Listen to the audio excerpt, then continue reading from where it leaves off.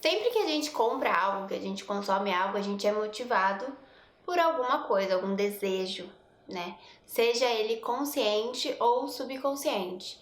E nesse desejo sempre tem os objetivos assim a ser alcançados, certo? Então você compra algo esperando que aquilo te traga alguma coisa, algum benefício.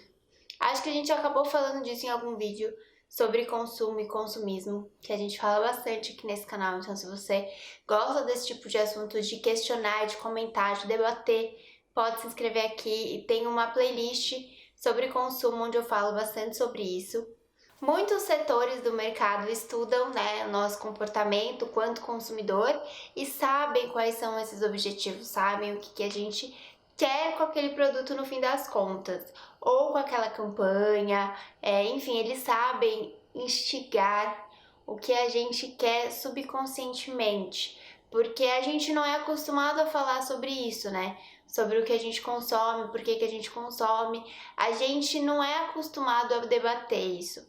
Mas quem quer vender produtos está acostumado a estudar o consumidor. Então, propaganda, publicidade, marketing, antropologia, ainda mais para saber, né, do comportamento humano, estuda bastante tudo isso. E aí, quando eu fui estudar, comecei a estudar e estudei cada vez mais, eu comecei a pensar que a gente precisa conversar isso, então, quanto consumidor, para melhorar o nosso consumo, né? Porque esse é o meu objetivo, por exemplo. Eu quero melhorar cada vez mais o meu consumo, tanto para mim quanto para o planeta, que ele faça mais sentido para mim e para o planeta, né? Que ele seja mais sustentável para nós dois, enfim. Já falei do meu histórico consumista aqui nesse canal, então não é novidade para ninguém a minha evolução de consumo, né, minha história de consumo. E aí quando eu comecei a pesquisar esses objetivos subconscientes, eu cheguei nesse desejo de pertencimento, né? Então a gente consome para pertencer.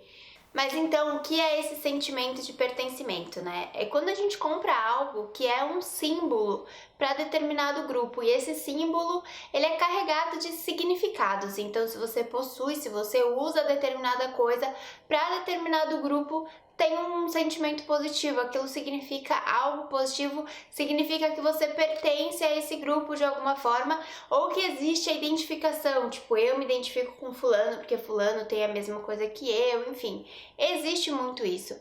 E para exemplificar melhor isso, né, pra gente entender como que isso está encaixado na nossa vida, por exemplo, a gente pode pensar na época do colégio, quando a gente sempre queria se encaixar em algum grupo, e a gente acabava olhando o que aquele grupo comprava, o que aquele grupo tinha, para ver se a gente se encaixava de alguma maneira.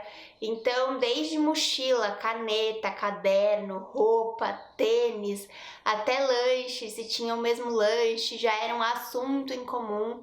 Então, buscar esses símbolos que podem gerar assuntos em comum, interesses em comum com esse grupo que a gente almeja pertencer, sempre existiu. Então no colégio a gente comprava às vezes uma caneta colorida porque fulano tinha aquela caneta colorida e podia ser, ai, me empresta a sua que eu empresto a minha, sabe, essas coisas. Então tinha esse sentimento de pertencimento já, de querer pertencer àquele grupo. Porque o ser humano ele precisa se sentir pertencente e criar a sua própria identidade. E aí a partir desses grupos que ele vai entrando e se identificando, ele acaba criando a sua própria identidade. E numa sociedade de consumo, que é o que a gente a gente cria muito a nossa identidade baseada no que a gente consome e no que a gente ostenta, né?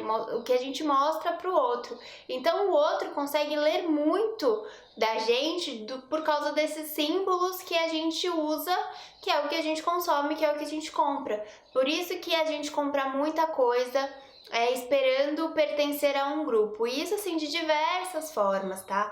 Não é só um desejo por status social. É também, a gente consome bastante coisa porque a gente quer parecer de repente de uma classe social superior, ou a gente acaba comprando coisas porque a gente quer parecer mais hype, parecer mais descoladinho, ou às vezes mais sério, ou mais velho, ou mais novo.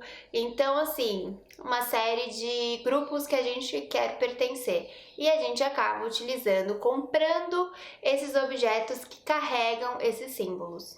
Então, muitas vezes a gente nem quer, de fato, pertencer a tal grupo, mas a gente quer o que aquele grupo representa, entendeu? Então a gente precisa realmente se autoconhecer muito bem, conhecer os nossos desejos e os nossos anseios a fundo, para a gente entender o que a gente está buscando, o que a gente está buscando quando a gente compra, né, algumas coisas. E nessa busca de autoconhecimento, nessa jornada, eu entendi que trabalhando com moda, eu demorei para encontrar o meu estilo. E quem me acompanha aqui, por exemplo, no Instagram, no YouTube, já viu que existe essa evolução ao longo dos anos, porque a cada marca que eu trabalhava, eu sentia a necessidade de mostrar para as pessoas que eu realmente pertencia àquele estilo, digamos assim. Então isso desde os meus 18 anos foi quando eu comecei a trabalhar, 18 anos, foi quando eu comecei a trabalhar com moda. Então, assim, desde então, a cada marca que eu entrava, o estilo mudava um pouco, eu ficava mais parecida com aquela marca, porque eu queria pertencer àquele mundo, entendeu? Eu fui entender que isso não era tão necessário a partir do momento que eu fui trabalhar no estilo, onde a gente se preocupa muito mais em desenvolver um produto legal do que com a nossa imagem. Mas mesmo assim, a nossa imagem ainda é muito visada. Quando a gente fala que trabalha com moda, a primeira coisa que as pessoas olham é para nossa roupa. Então eu sempre fiquei preocupada em pertencer ao grupo onde eu trabalhava. As pessoas precisavam me reconhecer como pertencente, não como uma impostora. Eu ficava muito preocupada de no trabalho, por exemplo, não validarem o meu estilo e acharem que eu era uma impostora naquele lugar. Tipo assim, como que ela se veste desse jeito, mas faz outro tipo de roupa e ela gosta de fazer outro tipo de roupa, sabe assim? Então demorou para eu entender que eu não precisava agradar as pessoas, né, nesse sentido, para elas validarem o meu trabalho. Demorou. Então esse é um exemplo pessoal que eu tô dando para vocês entenderem até onde a gente consegue chegar, se perguntando sobre o que a gente tá querendo, né? Qual é a nossa real intenção ao comprar algumas coisas. E um exercício que eu faço constantemente e que eu aconselho todo mundo a fazer é realmente olhar os objetos e pegar e falar: por que eu comprei você? Qual foi a minha real intenção? O que estava por trás dessa compra? E compra de qualquer coisa, não só compra de coisas materiais físicas, a compra de um ticket de cinema, uma viagem, um espetáculo, um restaurante que você quis ir porque todo mundo ia naquele restaurante, você queria ter assunto no trabalho, porque todo mundo indicou e ia ficar chato você não ir. Sabe, assim, o que você já consumiu que você não queria de verdade. E aí entender o que te levou a realmente consumir isso. É muito interessante da gente ir se perguntando, justamente porque tem uma série de sentimentos e intenções que estão por trás dessas compras. Então a gente faz muito isso e a gente faz muito isso sem perceber. E mesmo quando a gente percebe essa vontade de ter assunto, de ter o que falar, de se mostrar interessante, fala mais alto. E é aí que a gente tem que entender que o sentimento de pertencimento, você pertencer a um grupo, você vai carregar uns símbolos, e esses símbolos vão ser lidos, mas eles têm que ser mais naturais. Então hoje em dia eu gosto também de sentir que eu pertenço, né, a um grupo de amigos, que a gente tem interesses em comum, mas são interesses em comum naturais. Eu ligo para uma amiga e falo sobre um hidratante que eu quero comprar, e aí ela fala que também estava vendo um outro, e a gente conversa sobre consumo. Mas é uma coisa que hoje em dia é muito mais consciente e eu não tô querendo agradar ou pertencer, é uma coisa que já é natural, os nossos interesses em comuns já são mais naturais. É quando a gente sente que a gente consome o que a gente realmente quer e que a gente de alguma forma pertence aonde a gente devia, sabe? E essa frase de que os nossos hábitos de consumo são muito menos escolhidos por nós do que gostamos de imaginar é muito por causa disso. A publicidade, o marketing sabe desse sentimento de pertencimento. A moda sabe disso. Isso impulsiona muito o mercado de moda. Até no módulo 1 do meu curso eu falo bastante sobre isso, sobre uma classe querer pertencer a outra e usar os símbolos da outra classe. Então, assim, eles sabem que isso existe e eles realmente investem em campanhas, em mensagens, em produtos que vão fazer com que você pense que você realmente pode pertencer a determinado grupo. Isso acontece muito com logomarcas, por exemplo. A gente vê determinado grupo usando determinada marca, que está muito em alta e a gente quer mostrar que a gente está na moda, que a gente está por dentro daquele grupo, então a gente acaba comprando aquela marca que às vezes não faz sentido nenhum pra gente. Então a moda realmente usa muito, muito, muito disso. Outros mercados também, muito fácil de diagnosticar quando a gente para pensar.